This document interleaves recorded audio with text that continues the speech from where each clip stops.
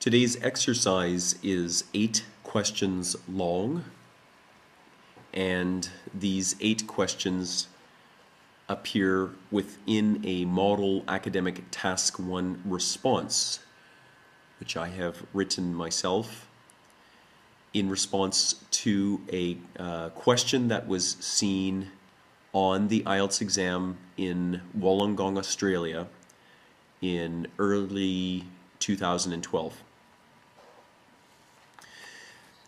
So let me just explain very quickly how the questions work in this lesson.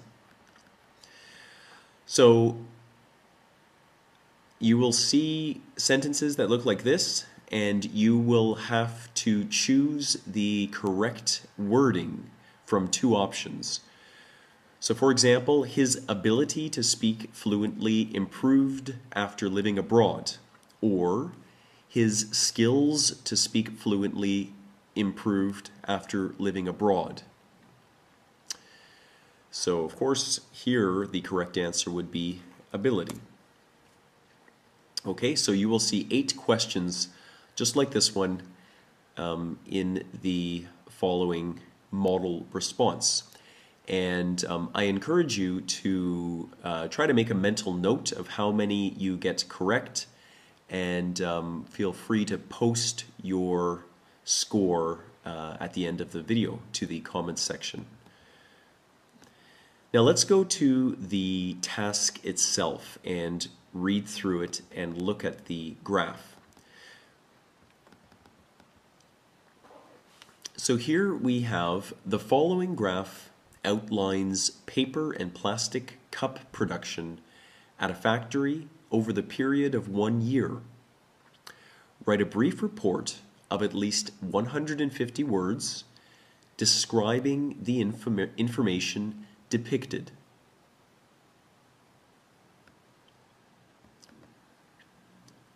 Okay, I'll give you a few seconds to read that to yourself.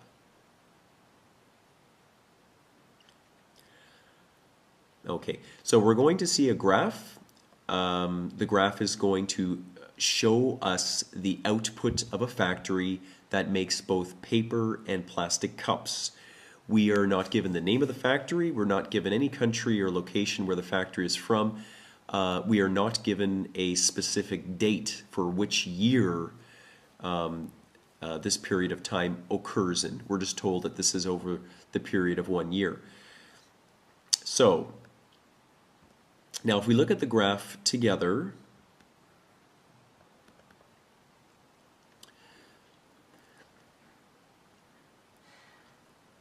so what you can see is that along the y-axis here, we have units of cups produced. So starting at 0, going up to 2 million. And along the x-axis, we have months of the year.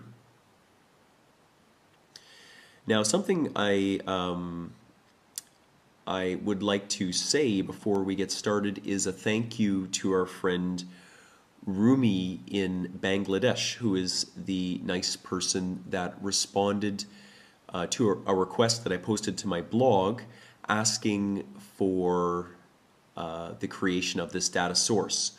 So Rumi, thank you for making this for us for the purpose of this lesson today. Now what's interesting about this graph is that as you can see on the right hand side, blue represents paper and red represents plastic for the different cups. And what's interesting is that the values are very varied over the course of the year. So starting from January and ending in December, it's very difficult to see sort of a progression in one direction at any point of the year for either plastic or paper. It seems to be that the entire graph is very volatile. There's there's a little bit of pattern in some places, but I mean for the most part the graph is unpredictable from one month to the next. So, even if we just look at January and February, I mean, the values are so different, and then going into March, it changes again. So I think that this graph is going to, be a real challenge for us to write a response to. And in my experience, I don't remember ever seeing something quite so volatile, but you never know what you might get on the exam. So it's possible that something could come up that's this volatile. So now what do we see in the graph? Well, we see that paper, which is in blue, appears to go up and come down a few months, and then it hits a bit of a plateau between May and July. So there's not much of a change there. And then it dips down to September, and then it jumps up and comes down again in December. So, the trend for paper is, we can say it's volatile. There's no real predictable pattern there throughout the year. A little, a few common months here in the middle, but for the most part, from one month to the next, it's unpredictable. Now, plastic is even more unpredictable. If you look at the way the plastic, plastic cups, the volume of plastic cups that are produced, month to month. So it goes down from January to February, goes up again in March, down again, up, and then, down between August and September, up November, and then down again to December. So also quite volatile. Now, one thing that I noticed, and I only noticed this after I finished writing the response, is that unfortunately our graph is missing October. So we'll have to, just for today, just forget about October because it doesn't appear in our graph. I think that was just a small mistake, when the graph was being made. Yeah, so we'll just forget about that for today.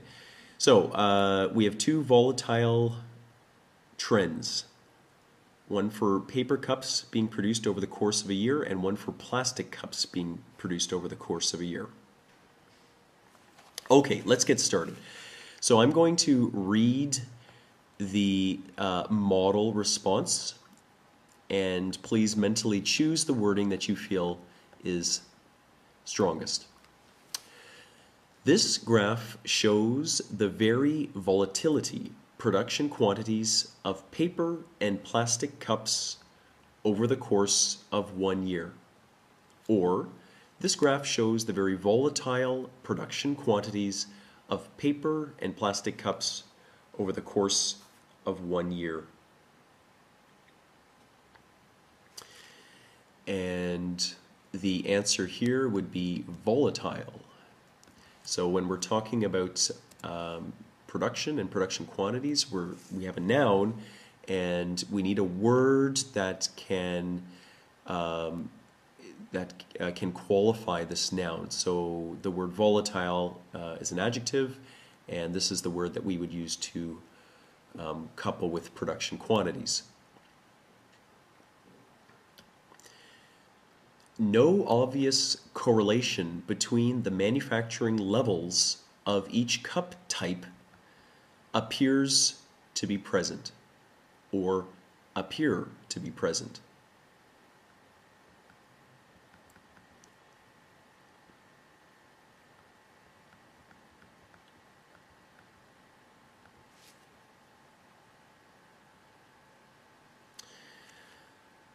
Okay, so now this sentence is a little bit complicated. When you get down to this point, some students might think that we're talking about the noun levels when we use appears or appear, but that's not true. Actually, we're referring back to the word correlation. And so correlation is a singular noun, so of course this would have to be appears.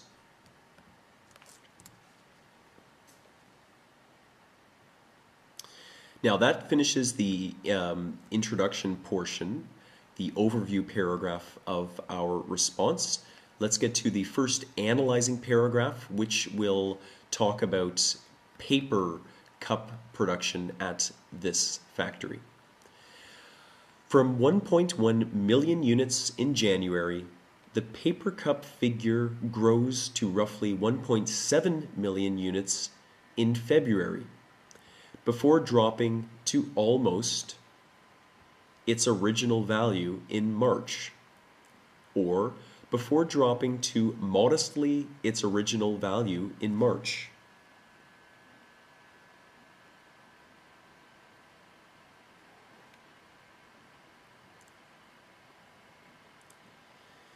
And here the correct word would be almost. Modestly is a word we'd use to describe the quality of change a figure experiences. So here it would be a little bit awkward to say modestly its original value. But for example, we could say something modestly grew or modestly fell. But we couldn't use it in this particular instance. The word modest itself just means small. So, if it's a small change, we could say, oh, it's a modest growth or a modest fall. Let's continue. It then climbs to just shy of 1.8 million units in April, prior to hitting a plateau of roughly 1.2 million finished cups during May, June, and July. Or we could say, it then climbs to just shy of 1.8 million units in April, prior to hit a plateau of roughly 1.2 million finished cups during May, June, and July.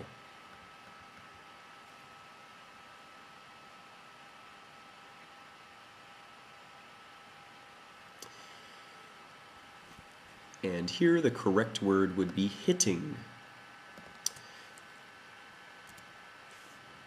So hitting. Now, hitting is an example of something called a gerund, which is a word that is formed from a verb.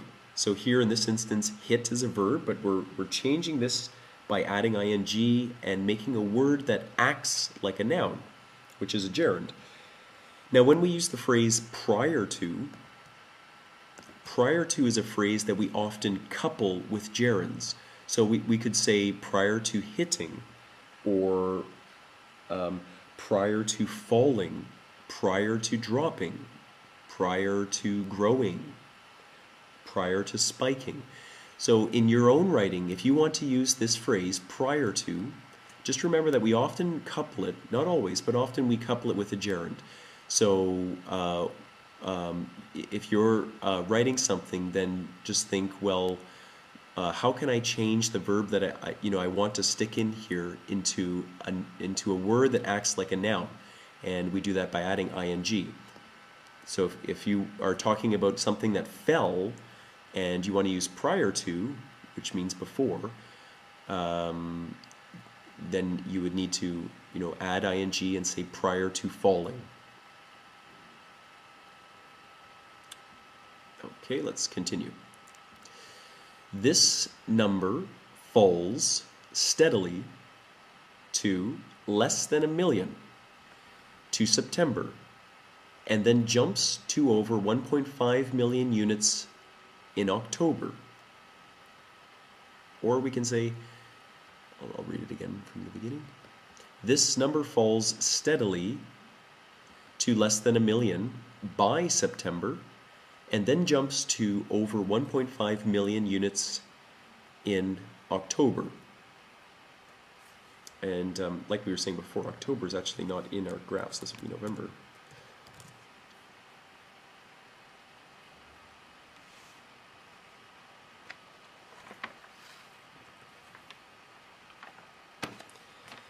Okay, so the correct answer here would be by.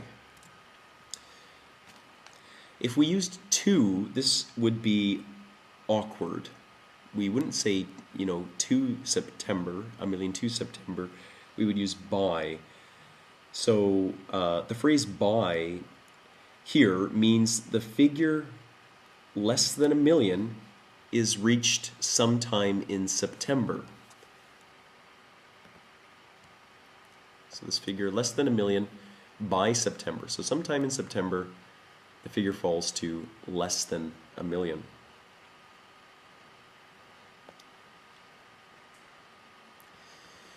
Paper cup levels finish the year at a hair less than 1.2 million. A hair less.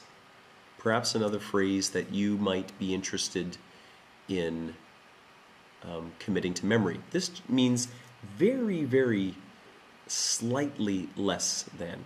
So if you look at your graph, you'll see that at this point in the year, the figure is almost at 1.2 million, but not quite.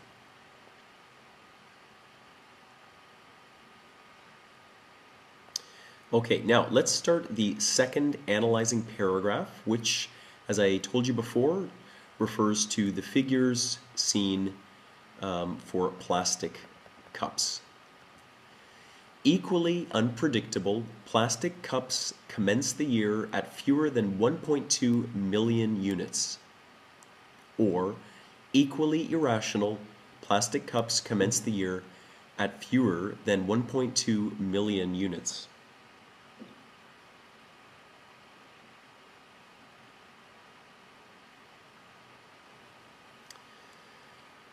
Okay, and here we would use the word unpredictable. So the figures, as they appear on the graph, are rather unpredictable. They go up and they go down, and they go up and they go down, and we would not want to use the word irrational. Irrational is a word that means illogical, and that's not accurate. The figures that we see in the graph are not illogical.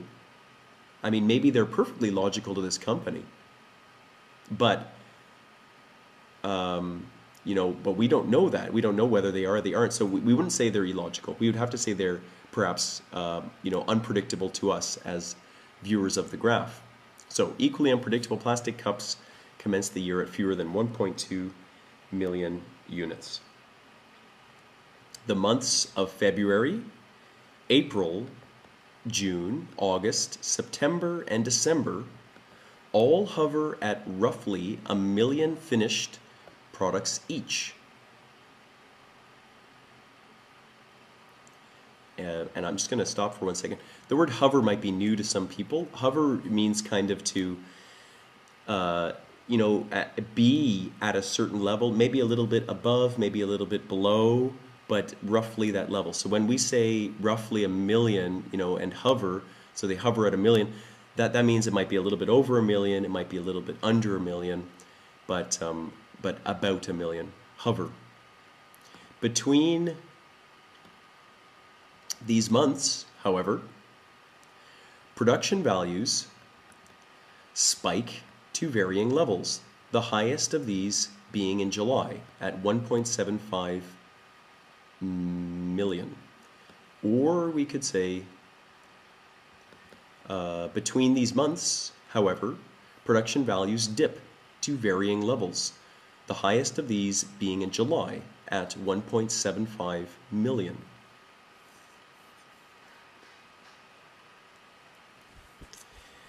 Now, to answer this question properly, you will need to look at the graph.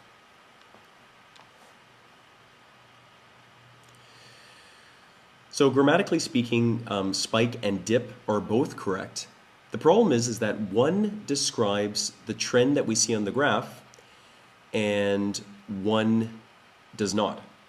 So if you look at July for plastic cups, you will see that this is a value that goes very, very high and kind of makes a bit of a point on the graph. And we call this in English a spike when something goes up dramatically. So the answer here would be spike. The word dip would be to kind of decrease, and this kind of decrease, a dip is not a major decrease, but it's also not a minor decrease. It's sort of, it would be kind of a middle decrease, a dip. So a dip in sales that would be better than a plunge in sales. A plunge in sales would be, you know, if the company had a plunge in sales, their sales would go down very drastically. But a dip would be that they went down a little bit. And a modest decrease would be to go down a very little bit. So spiked to varying levels, the highest of these being in July at 1.75 million. Total plastic cup production for the year appears almost approximately equal to that of paper. Or total plastic cup production for the year appears to be approximately equal to that of paper.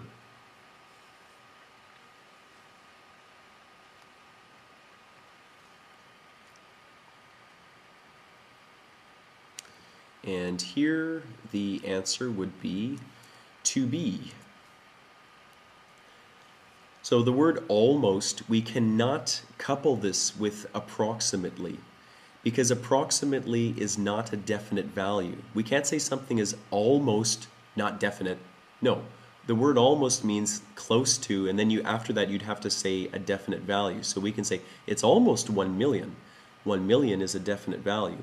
But we can't say it's almost approximately, because approximately is not a definite value. So the answer would be to be, approximately equal to that of paper. Okay, that is the end of the quiz. I hope that you will post your score out of 8, and please share with me a bit of feedback and what you think of these kinds of lessons, whether you find them helpful or not.